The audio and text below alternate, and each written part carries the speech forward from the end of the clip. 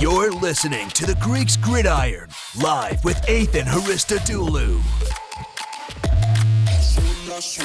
Good afternoon, everyone, and welcome back to the Greeks Gridiron. I am Athan Hristodulu, and today on January 4th, 2022, we are doing power rankings for the very first ever Week 18 of the NFL season. Monday Night Football wrapped up the final game of Week 17, and now for the first time, the NFL is doing all of their divisional matchups in a Week 18 slate of games this Sunday. Got a lot at stake, a handful of playoff spots still available, and what do we have, 4 teams, 5 teams, or 4 or 6 teams, something like that, still alive in the playoff hunt as they wrap up the last few spots there for the playoffs. So make sure you hit that like button down below if you enjoy what we're doing. Help support the channel. Hit that sub button. And let's get into some power rankings, shall we? We're ranking everyone from 32 to 1 here. A lot of movement going on in that top 10 area, and I'm excited to reveal that for you guys. And there's a lot of motion going on, somewhere between like 20 and 11 as well. I will say that at the beginning of this, there is a very close race between like numbers 10 to about 15. There's not a ton of separation. So when you're seeing these teams here, and if you're wondering, how is this team ranked 15, not like 11? Well, to be honest with you, that group is like bunched together and squeezed in super tightly. But before we get into that, let's start with the bottom teams, shall we? At number 32, we have the Jacksonville Jaguars. No movement there. They had a 50-burger dropped on them by the New England Patriots. They only able to score 10 points. Mac Jones, pretty solid game. I think the game plan overall just overwhelmed Jacksonville, and with everything that Jacksonville has dealt with this year, they just seem like it's time for them to move on and get ready for next season at this point. The defense made somebody like Mac Jones, who has been very good, somewhere between okay and very good, look pretty great. And so overall, Jacksonville, not a great game for them. Defensively, obviously an absolute mess, letting the Patriots run all over them for 50 points. Overall, it was just complete domination on that one, so Jacksonville sitting at 32. At number 31, we still have the New York Giants, who are probably the absolute worst team to watch on offense. Their offensive system makes literally no sense. Daniel Jones was not good in the system, and the few carousel of quarterbacks they've been having come in since they decided to sit him out for the rest of the year have not looked good as well. They put up 3 points against a Chicago team that looked far more like a playoff team than not going up against them. But overall, the Giants are just in shambles right now. I can't believe Joe Judge is back. I cannot believe Daniel Jones is going to be back next year as well. I don't know how those rumors came out, and if they are true, they're just going to, tell them there's no, not even like a second guess as to whether they're going to be gone or not, that their jobs are safe for next year. Pretty surprising in my opinion, but the Giants are sitting at 31. At number 30, we got the Detroit Lions. They also had a 50-burger dropped on them as well, 51 to be exact. They were able to put up 29 points, though. I think that speaks more about the Seattle's defense and how much they are continuing to struggle despite the offensive success. But the Detroit Lions, again, could not really do anything on defense. They were just kind of, Russell Wilson was having an absolute day against them. The running game as well. Rashad Penny had 170 yards. So, realistically speaking, it was just the Seattle's offense could get it done each and every way possible if necessary. So a really good game from Seattle altogether and completely whacking the Detroit Lions. The New York Jets sitting at number 29. They also took a loss, but a very close one in what was an interesting game where we saw Antonio Brown leave mid-game. But the Giants, man, they had some fight in them, and they pretty much led for the majority of the game, and it wasn't until Tom Brady and, the comeback king being able to do his thing and put up some points right at the end, pretty much of the last, minute or so of regulation, and going for that 2-point conversion to make sure that a field goal could not tie up the game. Tampa Bay got it. They got the job done. Jets ultimately fall, but it was a tight game, and the Jets really, they dominated for quite a bit in that game. It wasn't until like that later in the second half where things started to kind of fall apart for New York, and Tampa Bay made that comeback. At number 28, the Houston Texans, 23-7 against the San Francisco 49ers. There was not a ton to be excited about for them. Trey Lance was was starting for the game for the San Francisco 49ers as Jimmy Garoppolo deals with a thumb issue. But ultimately, Texans really couldn't get a ton done on offense, and they weren't really able to slow down the San Francisco offense either. 249 yards for Lance, so passing defense was not doing great for Houston. But overall, Houston's, again, one of those teams that, they're kind of just looking forward to next season, and at this point, it feels like maybe just dropping games to see how well they can do in the draft. Next up, we got the Carolina Panthers at 27. Another team that is just absolutely abysmal to watch on offense. They only put up 10 points against the Saints in a loss, 18-10. This is another team that I love their defense. They have so much talent on defense. I'm actually preparing to do a video on them, and as I'm doing the research on the team, I have just a laundry list of players to go over and talk about in that video. So Panthers fans, stay tuned for it because it is coming up soon. But yeah, man, the Panthers, their defense is just so good, and the offense is just so bad. So with that in mind, they're sitting at number 27. Hopefully they make some changes, but at this point, with the way the offensive system is set up, I don't really know if firing Joe Brady was the correct decision to make. I don't really think it changed anything for this Panthers team because since his firing, it has not really sparked anything in the offense. At number 26, we got the Washington football team. Where is their? Why do I feel like I don't see a game for them on here? Hello. Oh, there we go. All right, so yes, they took a loss 20-16 to the Philadelphia Eagles. This is a game where the Philadelphia Eagles kind of struggled a bit early on. Washington was doing fairly well with the defense, but then ultimately, the running game, man, in Philadelphia just so good, starting to overwhelm them, especially considering that Washington's supposed to be good at stopping the run. They didn't let up a ton of numbers, but they did let up enough, and it was really ultimately the pass defense that failed them. I mean, they were able to kind of keep them in check, but it really just came down to Jalen Hurts and his arm, which a lot of people have been, questioning. Can he get it done throwing the football? Their running game's so great in Philly. Can they get it done through the air? And Washington ended up allowing that to happen. Their defense, not too great through the air, and again, this is another team that defensively they should have been so great, and I had high expectations for them, and they're just kind of sitting here at number 26 now, definitely not reaching the potential I thought they could. Next up on the list, 25 through 21. At 25, we got the Seattle Seahawks. They moved up a few spots, obviously, with their big old 50 bird that they dropped on the I almost said Seattle Seahawks, on the Detroit Lions. It's unfortunate that this isn't the offense that we could have seen all season long. Obviously, with injuries to Russell Wilson and just injuries in other places as well, the offense has not been great throughout the entirety of the year, and especially not considering the skill players that you have there. Chris Carson injury, obviously, as well. So there's been a lot that's gone on in Seattle. The defense, though, is still very concerning. They allowed 29 points, as I mentioned when I was discussing the Lions. 29 points to a team that, has not really done a ton offensively this season. Not a good look for the defense there. That is definitely something they're going to have to focus on going into the offseason. But at 25, you could be worse. At number 24, we got the Chicago Bears, a dominating game over the New York Giants, 29-3, getting it done. Defense looks solid. Andy Dalton was able to put up 173 yards passing for what that's worth, but ultimately it was that Chicago defense, man. They scored a touchdown off I don't know if it was a fumble. I can't remember exactly what it is. Too many games to remember. There's so many games going on at once on Sunday, but defense looked really good, forced some turnovers. They made the Giants offense look as bad as the Giants offense actually is, and even then worse so. A team that I don't know what they're going to do with Matt Nagy. It sounds like he's probably going to be gone after Week 18, so we'll have to see what they decide to do there. I'm expecting a potential GM change as well. It sounds like a lot of people want to see Ryan Pace gone there, so we'll have to see how that whole thing turns out, but it feels like there's a lot of changes on the horizon for this Chicago Bears team that has a ton of talent on defense and really just no direction on offense, and I think they could use a change. At number 23, we have the Denver Broncos. This is another team that has a great defense with an offense that just cannot back it up. Ultimately, they played the Chargers this week in a loss of 34-13.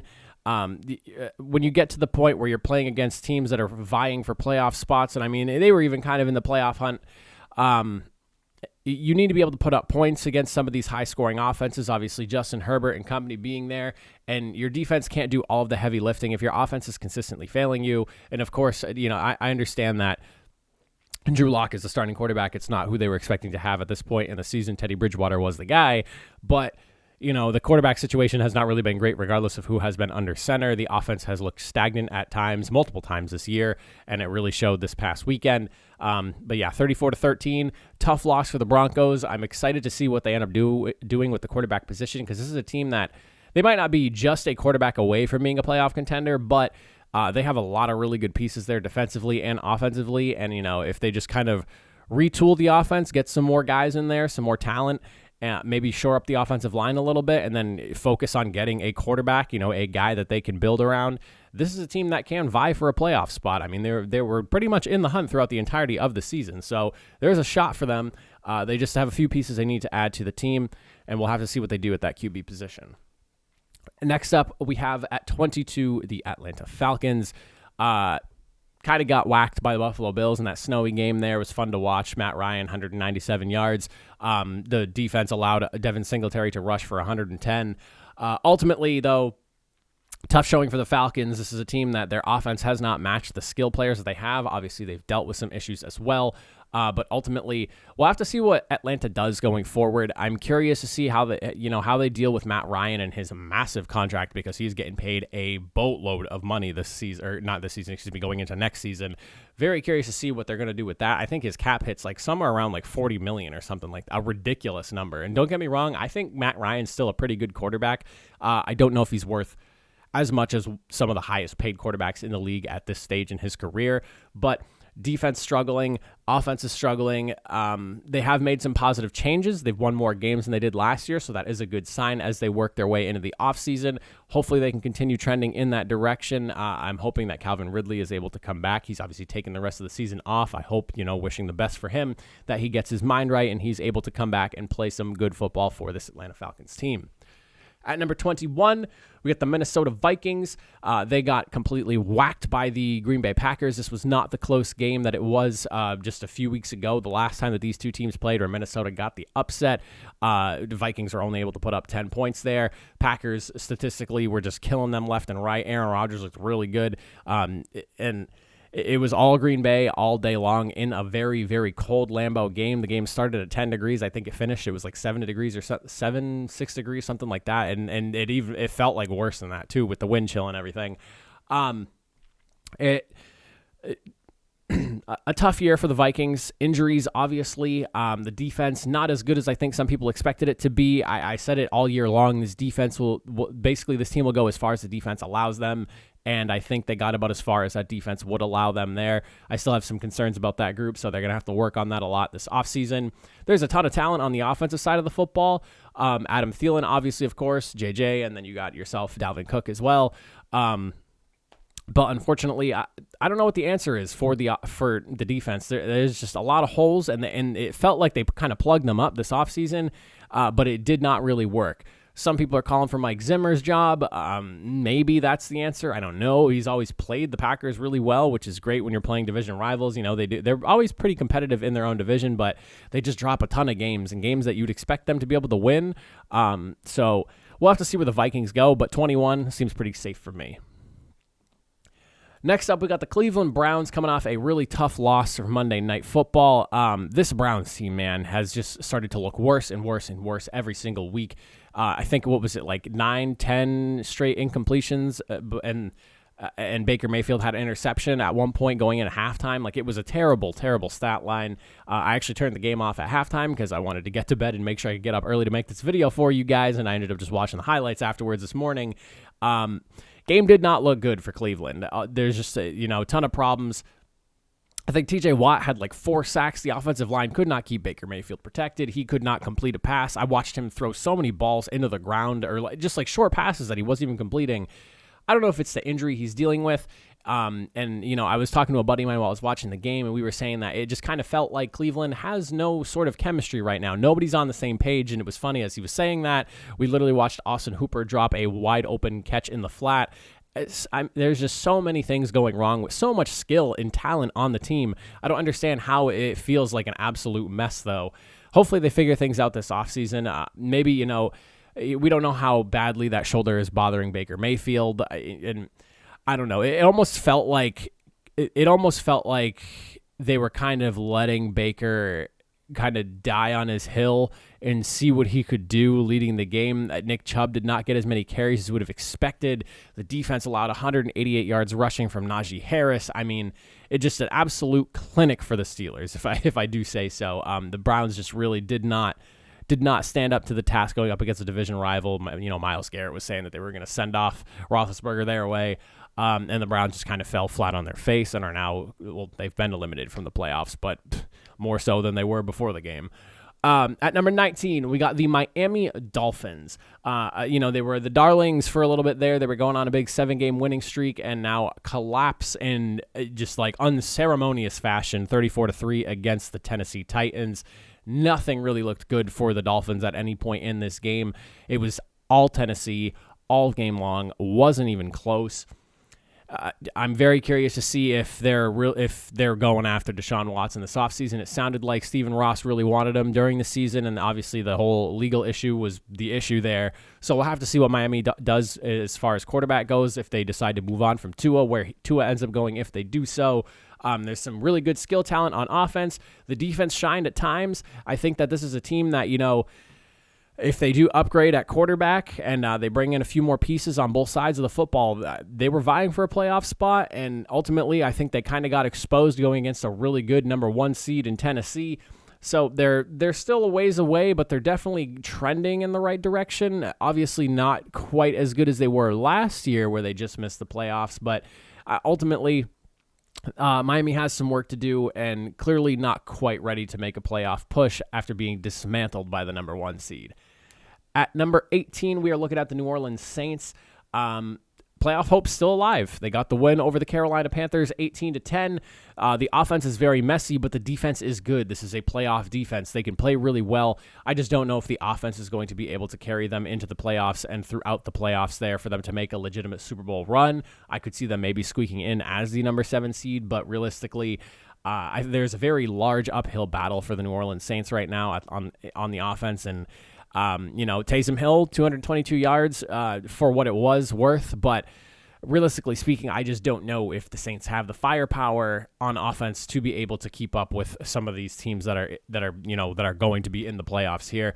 I like them at 18. They're definitely. This is one of the teams that, I hate what happened to them. They lost Jameis Winston. Again, a team that was 5-2 with Jameis Winston, and then their record speaks for itself since they lost him. Not the year they were expecting to have, and especially with the way they started out, crushing the Packers in week 1. Very curious to see where New Orleans goes, the QB position going into this offseason, if they bring Jameis back. If not, we'll have to see where all that shakes out. But I got the Saints at number 18. At number 17, we're looking at the Baltimore Ravens. Another tough loss for them this week, 20-19.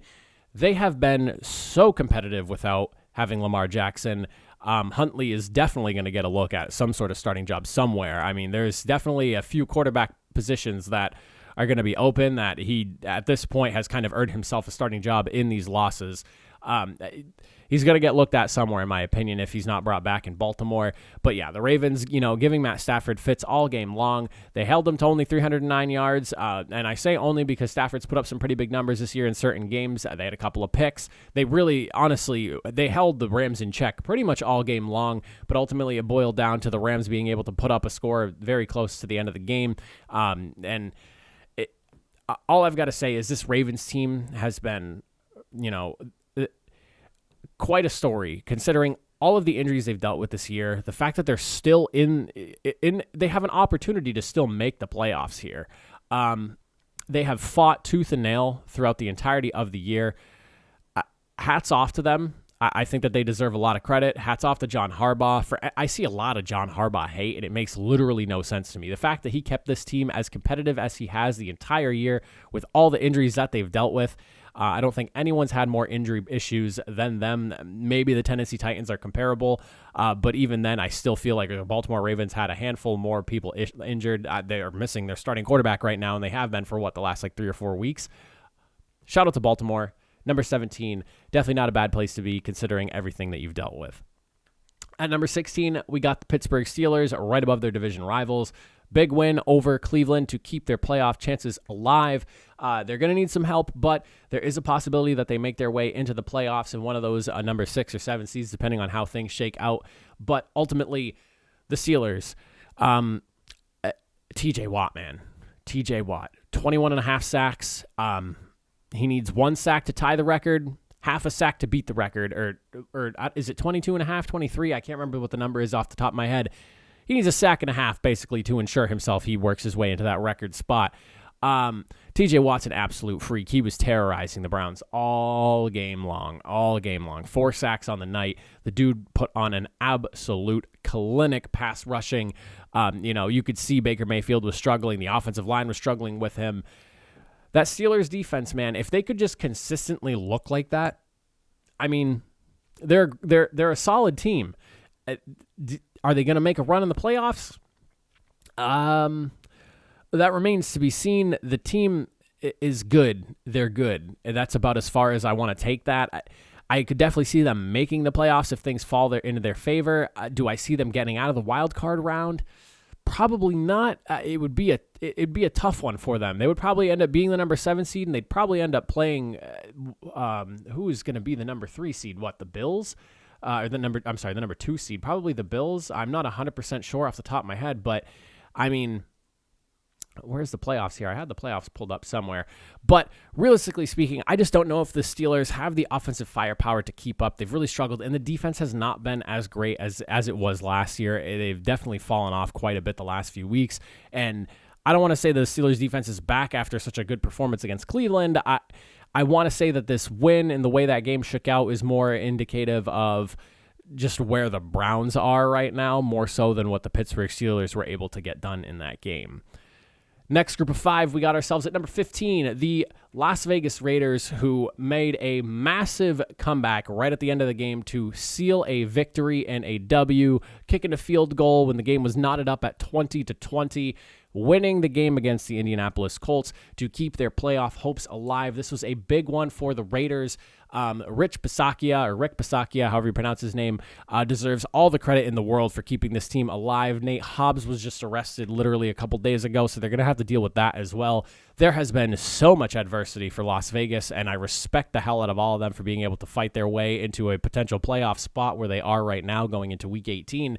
If they make it into the playoffs, there needs to be like a book written about this team and how they were able to overcome everything that went on, because it's unbelievable the adversity that this team has gone through, just with like drama and losing. They've lost like 4 players this season, or 3 players and a coach. Like, unbelievable the amount of stuff that they have dealt with, and they're all starters too. So shout out to the Raiders, man. Hats off to you guys. Respect. Great game this past weekend, and playoff hopes are alive. You need to win, and hopefully some other things fall in your favor and you're in. I think even if they beat the Chargers, they're actually in, because they're playing the Chargers, right? Yeah, winning in for the Raiders. Like, who would have thought, with everything that they've gone on, winning you're in right there for I almost said Oakland, for the Las Vegas Raiders. At number 14, we got the Philadelphia Eagles. Talk about a surprise team, man. A team that has just been, they have been killing it this year, and I don't think a lot of people expect them to be where they are, myself included. They have really surprised a lot of people, and I'm super impressed with their resiliency. The running game has been electric. They're able to just get so much done on the ground, and it's so impressive. And this week as well, they were able to do it more so through the air, as the running game was not quite as successful as it normally was. So shout out to Jalen Hurts for getting it done with his arm. They have a playoff spot locked up after the Vikings took that loss to the Packers. So with that in mind, Eagles are in the playoffs. I'm eating my words, because I did have them picked as the worst team in that NFC East division, and quite obviously that is not them. That is definitely the New York Giants. So Eagles fans, I apologize. You guys are certainly much better than the Giants are right now. 9-7. You have a shot to win a game again this week, and you'll be 10-7. Pretty solid record going into the playoffs here. It's very surprising to see the Eagles where they are right now. A lot of people had this pegged as a rebuild year. I kind of felt the same way as well. And for them to be defying all odds and having a playoff spot locked up before the season's even over, shout out to them. At number 13, we got ourselves the LA Chargers. Again, big win over the Denver Broncos. They smashed them 34-13 in a very not close contest there. Herbert looked good. The offense looked good. Austin Eckler, of course. Realistically, this Chargers team, solid unit. They're looking really good going into the playoffs. There is some concern with the team. I feel like they're a little bit shaky at times going up against some teams, and then they do really well against some of the other teams that are really struggling. When you look at like kind of, them playing the Patriots and things like that, I'm kind of concerned for them to go up against some of those better teams in the AFC come playoff time, if they're able to make it past the Raiders this week. But realistically, they have a good shot. They have a great quarterback. They have a lot of really good skill players. The defense is really what makes me question them the most. Run defense has not been great at all this year. I think that's been very well documented. They were the 32nd ranked run defense for a very long stretch of the season. So we'll have to keep an eye on how that team does defensively, but offensively, they have the firepower. I just don't know if they're going to be able to stop some of these really aggressive teams on offense. And if they're not able to, are they going to be able to keep up if the defense from the other team is showing up? I don't really know. At number 12, we got ourselves the San Francisco 49ers on the back of Trey Lance. We're able to get a big victory here. Now they are in a position to win, and they are in for the playoffs. They won 23-7 over the Houston Texans, and Trey Lance was pretty solid. A couple of touchdowns, only a pick. He had 59 yards or something like that? 249. So, yeah, pretty solid game for the San Francisco 49ers. Very impressed with how they played this week despite not having Jimmy Garoppolo. Trey Lance obviously looked a little bit shaky out of the gate, but as the game went on, he looked more and more comfortable. I think this was a very promising look from Trey Lance, and whether or not they have Jimmy Garoppolo going forward for the rest of the season and they have to ride Trey Lance or not, I think San Francisco's in a really good place. Granted, you went up against a Houston Texans team that has kind of been walked all over, but this was the kind of game that I think Trey Lance needed to get confident to feel like he can play in the NFL, and it went really well for them. 23 points, 249 yards, couple of touchdowns, only one bad mistake. Really good game from Trey Lance. I'm excited to see his growth and development. I'm expecting him to take over the reins going into this offseason and into next year, so we'll have to see how that goes for the San Francisco team, but they are in position to win, and they are in for the playoffs. I like them at number 12. They have a really good defense, and honestly, if Trey Lance continues to get more and more comfortable and keeps getting all those reps as a starter, I don't know. San Francisco could make a surprise run. Who knows? We'll have to see. At number 11, we got the New England Patriots dominating the Jacksonville Jaguars, absolutely dominating. That game went every single way I would have expected it to. Interim head coach, oh my goodness, excuse me, interim head coach, rookie at the quarterback position, not a lot of talent across the roster, and New England went in there and just completely dominated. It felt like Bill Belichick had his team putting up points because they could. There was no, for sportsmanship, let's, kill the clock and get this game over with. No, New England went out, made a statement that, despite some of the struggles they've had the last few weeks, they can be successful when they're in the right positions. I mean, you look at that ground game, Ramondre Stevenson, 107 yards, on top of Mac Jones and his 227 yards through the air. I mean, the score line for this game is just ridiculous, and I'm super impressed with the way that Bill Belichick, played this whole game out. I like that he just kind of kept his foot on the gas. I love seeing teams do that. I understand the whole sportsmanship aspect, but I mean, Mac Jones had 3 touchdowns, 227 yards. They had 2 different running backs score for 2 different touchdowns. I mean, that's the type of confidence boost that you need after a tough couple of weeks here struggling offensively. You kind of need this bounce back game, kind of stomp on their throats and show them that, we are one of the better teams in the league. And if you're a better team in the league, you should be putting up this kind of scoreline. So shout out to the Patriots, man. They looked really good. I like them at number 11. We'll have to see how they fare going into the playoffs. They already have their spot locked up, but I do think of them as one of the better teams in the league. Next up, at 10 through 6, at number 10, I have the Indianapolis Colts. They were sitting at, I believe, 7 the week prior after a big win, but now taking a loss to the Raiders. They are sitting at number 10, and honestly, they might even deserve to be a little bit lower after losing that game. I was very surprised. The offense through the air just continues to frustrate me. Again, I am a Colts fan, if you don't know that, and so I am hypercritical of them, and honestly, I don't know if I really like them at the number 10 spot, but considering that they've beaten the teams at number 11 and 12, I wanted to try to reflect that in some shape or form. I mean, I have them lower than the Bills, and they even beat the Bills too, but ultimately, this is a team that frustrates me. They need to just ride Jonathan Taylor through the playoffs. They need to continue to ground and pound the football. There are games where Carson Wentz looks like he is the guy, and there are games where you see him missing throws and scratching your head and just wondering why the heck is he the quarterback of this team. It's very hot and cold. It's weird. I love the Colts. I really do. They are my team, but do I believe firmly that they are the number 10 team in the league? I don't know. In my opinion, I have them where they are more so because of teams that they've beaten than anything else. At this point, I don't really know if they are the number 10 team. I think they can be competitive and maybe even win a playoff game or two, but I don't know if this is a Super Bowl team. You got to really lean on your star power here, and that is Jonathan Taylor. The guy has 2,000 yards from scrimmage, 20 touchdowns. Lean on him. Lean on him going into this final game. Lock up your playoff spot with a win over the Jaguars, and then we'll see how they fare in the playoffs. At number 9, the Buffalo Bills. 29-15 win. Game looked pretty solid. Not as many yards as you would have expected from Josh Allen going into this one. The fact that Matt Ryan was able to, and granted that, they were probably trying to catch up in the late game, but to see the Bills not have a better stat line than they did. Josh Allen had 3 interceptions. I mean, just talk about a really weird game. They relied on the ground to put up all these points. You're in Buffalo in a snow game like this. You should be able to win this game handedly against a Southern Dome team. So pretty surprised with the way the game shaked out. Again, they did score 4 times on the ground. Josh Allen had a couple of rushing scores. Devin Singletary, 23 carries, 110 yards, couple of touchdowns himself. But this is a game that it makes me not believe in the Bills. You can't like, you know what I'm saying? Like, you can't be struggling against a team that plays indoors from the South in the snow when you are the Buffalo Bills. Like, this team should be built to be able to play in that weather. And I think it boils down to, we built our team to be able to beat the Chiefs. Well, what about the rest of the league? And what about being built to play in your own stadium? They have struggled twice now in extreme weather conditions in their own stadium. They lost one of the games. They are lucky enough that they were playing the Falcons this week. I like them at 9. I do think they're one of the better teams in the league, but like, you get into these weird weather games and they do not look good. And if they're playing a better team that's not Atlanta, they probably come out losers in that game. So I like them at 9. We'll have to see how things go next week. But I mean, they're in the playoffs. There is that. Frustrating. You should be able to handedly be able to beat the Falcons going into this game.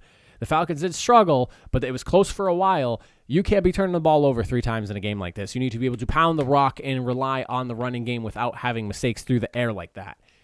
At number 8, we got the Dallas Cowboys. They took a tough loss to the Arizona Cardinals, one that I don't think a lot of people saw coming. The Cardinals played them really, really well defensively. Kyler Murray looked really good as well. This was a game that I thought was not a sure win for Dallas, but because of where just like everything that's on the line, they the number 2 seed, and they were in Dallas. I really thought Dallas was going to come out and get the win here, but ultimately they don't. So they do fall a few spots in the rankings. They are sitting at number 8 right now. I firmly still believe they are one of the better teams in the league. They're definitely not the best in my opinion, but they're definitely in that top 10 conversation. You could probably argue they belong still a spot or 2 higher, but based off just kind of how things have been shaken out towards the end of the season, I like them at number 8. Again, you could argue they probably deserve to be a little bit higher, but I like them at number 8. At number 7, we got the Arizona Cardinals. Big bounce back victory, one that they really needed against a tough conference opponent. This was a massive game for them. They really needed to get this win, and the fact that they got the W over the Cowboys here puts them back in a position to really kind of, at least vie. No, I don't think because if the Rams lose this next week, they have a shot at winning the NFC West. So, I mean, them winning against a really good Cowboys team, a lot of confidence. Hope that the Rams can potentially drop one more game, and if they could seal a victory next week, they do steal the division. We'll have to see what happens there, but Cardinals keeping their divisional hopes alive. Obviously, they're already in the playoffs. Really good opportunity for them next week to potentially even steal the division and put themselves maybe at like the number 3 seed instead of being the number 5 or 6 seed in the NFC. Big stuff there to watch. Be interested to see how that shakes out, but Cardinals in a fairly good spot right now and a spot to potentially win their division. At number 6, Kansas City Chiefs. They fell to the Cincinnati Bengals in a game that I think a lot of people had the Chiefs winning. I picked the Bengals because I do believe in what's going on over there in the jungle. The Kansas City Chiefs are still one of the best teams in the AFC, don't get me wrong, and I feel like if those two teams played each other 10 games in a row, splitting home and away games, it would probably just end up being 5-5, whoever was home, whoever was away. The Chiefs had a really strong early lead, and it got to a point where I really thought the Bengals were going to get blown right out. And just watching the resourcefulness of Cincinnati and watching the defense kind of crumble against Jamar Chase in specific, who had the pretty much best game statistically for a rookie. He had, 11 catches, 266 yards, and 3 touchdowns or something like that. You got to be able to account for an offensive threat like that. It feels like the Chiefs have always benefited from having a wide receiver like that in Tyreek Hill, and then they had it done against them with a guy like Jamar Chase, who is just an absolute freak of nature at the wide receiver position. They'll have to sort things out with that on defense. They are no longer the number 1 seed in the AFC. That was probably the biggest loss for them this year. They're now sitting at number 2 instead of number 1, as the Titans did beat them earlier on in the year. So we'll have to see who ends up locking up that number 1 seed. If the Titans are able to get a win next week, they already did lose to the Texans. So there's, people are trying to spin that narrative the way they want. I think Tennessee does get the win next week and locks up the number 1 seed, but KC does still have a chance. If they get a win next week and the Titans lose, they could get back in that number 1 spot, but we'll have to see how those 2 games play out. Next up, the top 5 through 1. Cincinnati Bengals looking real good. Excited for what they are building over there in Cincinnati. The pass defense is probably the biggest issue that this team has. They do let up a ton of yards through the air. Very inconsistent play from both linebackers in coverage and their corners. It just seems like someone's letting up a ton of yards and receptions in a game. I was actually going through the numbers because somebody on Twitter was asking me, where is their deficiencies? And the linebackers in coverage are not very good.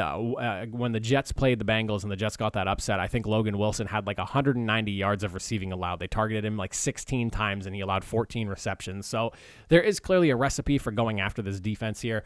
But the offensive side of the football, Joe Burrow, Jamar Chase, Joe Mixon, the offensive line, surprisingly, has been awesome to watch this year. I love what the Bengals got brewing right now. They get a win next week. They're 11-6. They won their division as well with a big fat W. The Bengals, man, they are looking good. They are looking good. AFC North champs. And realistically speaking, if the Titans or the Chiefs drop a game, that puts them in a really good spot. They're sitting on the number 3 seed right now. They could be looking at number 2. I don't know if they have a shot at number 1, like if Tennessee and Kansas City both lose. I'm looking at the records here within the conference. They are 8-3 in the AFC, whereas the Titans are sitting at 7-4 and the Chiefs are 6-5. So I don't know what the actual tiebreaker is, but Cincinnati might even have a shot to snag the number 1 seed if both Tennessee and Kansas City lost. I'll have to double check on that. That might be a possibility, but that's pretty crazy if that is the case. I was just now looking at that. I didn't even realize that before. I think that might be how that tiebreaker is done. I'm not 100% sure though. At number 4, we got the Tampa Bay Buccaneers. I did have them drop a spot, more so because of what other teams are doing around them, but also because you nearly lost a game going up against the New York Jets, and they also just lost Antonio Brown. Obviously, that whole thing that just happened, but I think the biggest concern here now is that you lose Antonio Brown. Godwin is also out. Your wide receiver corps is definitely much thinner than it was last year going into the playoffs. I think that this is definitely going to hurt the offense. They have struggled a bit in Tampa Bay in terms of just what we're used to normally seeing. And don't worry, I understand, Brady did have 400 and some odd yards and he was able to pull the game winner out of his butt like he usually does. But there is still some concern offensively. They're losing wide receivers left and right now. We'll have to see how they fare in this next game and then going into the playoffs, but I do have some slight concern. I still think they're one of the better teams in the league. Obviously, I have them in the top 5 at number 4, but there is definitely some cause for concern, and we'll have to see how they fare the next couple of weeks. Up next, at number 3, the Tennessee Titans, the number 1 seed in the AFC. I cannot believe they are doing what they are doing with the injuries they've dealt with, but now their team is coming back and getting healthier and healthier week after week. It's got to be exciting for the Titans. I mean, it's exciting to watch because Derrick Henry could practice as soon as this Wednesday, and if he's feeling good, they save him for the playoffs. They get the bye week if they hang on to the number 1 seed. If they win their game next week, Derrick Henry's back for that divisional round, and that's absurd because then they're pretty much full force. Julio Jones is coming back, so you're going to have to account for him. The offense is getting super healthy at the right time. The defense has been killing it. This game against Miami this week was supposed to be a lot closer, and the defense just said, nah, forget that, shut them down. And then the offense just piggybacked off of it, played really well. The Titans, man, surging at the right time. I like them at number 3. At number 2, we got the LA Rams. I know that there has been a lot of interceptions thrown by Matt Stafford the last couple of weeks. I think he has like 5 picks the last couple of games, and he has like 4 pick sixes, which is the most in the NFL. The pick six things doesn't really worry me. More so, I'm a little bit concerned with the mistakes that Matt Stafford's making right now. I still firmly believe in him as a quarterback. I think he is one of the better quarterbacks, if not one of the best quarterbacks in the league. I feel like a lot's being put on his shoulders, or not a lot is being put on his shoulders. He's having a fair amount put on his shoulders, and he's so used to having everything put on his shoulders. I think that's starting to leak into him, especially as we get closer and closer to the playoffs. Sean McVay needs to reel him in and just remind him, hey, we got a ton of really good players on this team.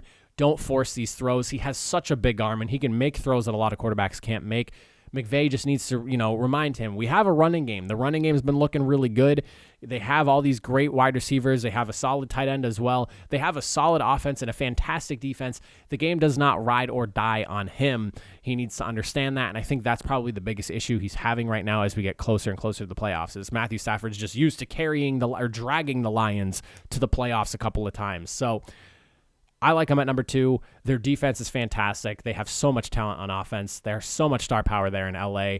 I'm not too worried about them. They are my number 2 team, and I respect them as much.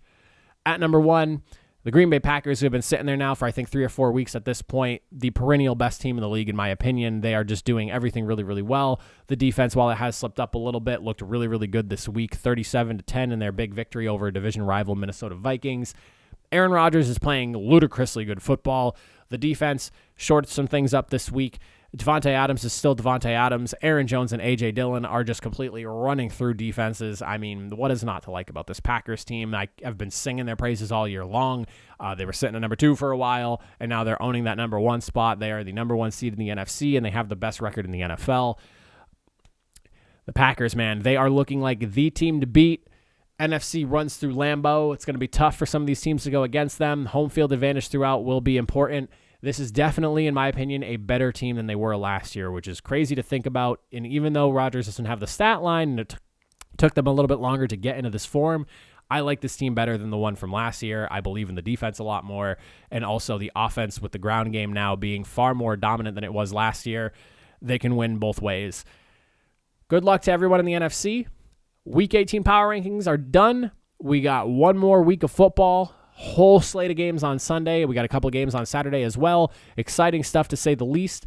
I'm looking forward to seeing how things shake out. Let me know in the comment section what you guys think of these rankings and who you think belongs where. I will see you all in the next video. Have a good rest of your Tuesday, everybody.